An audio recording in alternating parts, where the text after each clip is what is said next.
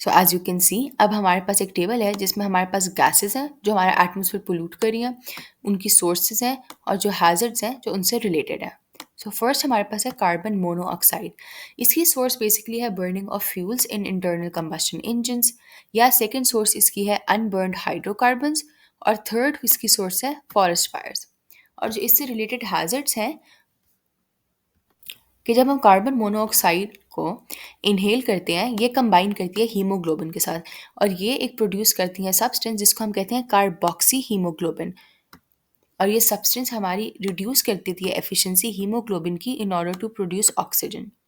इसकी वजह से सेल्स कैन डाई समटाइम्स। जो हमारे पास सेकेंड गैस है वो है सल्फर डाइऑक्साइड, और ये प्रोड्यूस होती है जब कंबक्शन होती है फॉसिल फ्यूल्स की जो कंटेन करती हैं सल्फर इम्प्योरिटीज़। और एक और इसकी सोर्स है वॉल्केनिक इरप्शंस। हैजर्ड्स में सल्फर डाइऑक्साइड कॉज करती है इरिटेशन इन आर लंग्स, कभी कभी इससे आई इरिटेशन भी होती है, और सल्फर डाइऑक्साइड एसिड रेन भी कॉज करती है।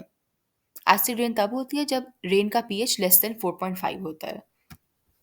नेक्स्ट हमारे पास है नाइट्रोजन ऑक्साइड्स, और ये कॉज होती हैं लाइटनिंग एक्टिविटी से, forest fires, internal combustion engine से और पावर स्टेशन से।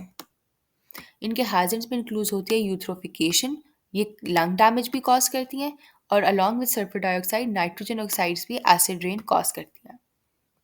फिर हमारे पास है मीथेन। ये कॉज होती है डीकम्पोजिशन ऑफ वेजिटेबल मैटर से। सेकंड इसकी कॉज होती है rice field, cattle ranching, natural gas और माइंस के थ्रू भी ये कॉज होती है। इसके हैजर्ड्स में होती है कि मीथेन इज़ हाईली फ्लेमेबल और it is also a green house gas, तो इसलिए ये हमारा एटमोसफेयर पोल्यूट करती है। फिर हमारे पास है अनबर्न्ड हाइड्रोकार्बन्स। इनकी मेन सोर्स होती है इंटरनल कंबस्शन ऑफ इंजन्स, और इसका हैजर्ड में होते हैं कार्सिनोजेनिक होते हैं ये इन नेचर। ये फोटोकेमिकल स्मॉग फॉर्म करते हैं, और ये एज ग्रीन हाउस गैसेज भी एक्ट करते हैं, और ये कॉज करते हैं फिर ग्लोबल वार्मिंग। सो लास्ट में हमारे पास है ओजोन। ओजोन की मेन सोर्स होती है, ये फॉर्म तब होती है जब इलेक्ट्रिकल स्पार्क पास थ्रू करते हैं एयर में। दिस इज़ बिकॉज ये जब स्पार्क पास थ्रू करते हैं एयर में, ये रिएक्ट करती है यूवी रेडिएशन के साथ इन सनलाइट, और इसके थ्रू प्रोड्यूस होती है फोटोकेमिकल स्मॉग। जब ओजोन हाई अप होती है इन द एटमोसफेयर, ये हमारे लिए बेनिफिशियल होती है। वाई? बिकॉज ये फिल्टर आउट कर देती है जो high levels of UV radiation होते हैं जो एक्सट्रीमली हार्मफुल होते हैं। ओजोन हमारे लिए हेजर्डस तब होती है जब ये अनबर्न्ड हाइड्रोकार्बन्स के साथ रिएक्ट करती है और ये फोटोकेमिकल स्मॉग फॉर्म करती है।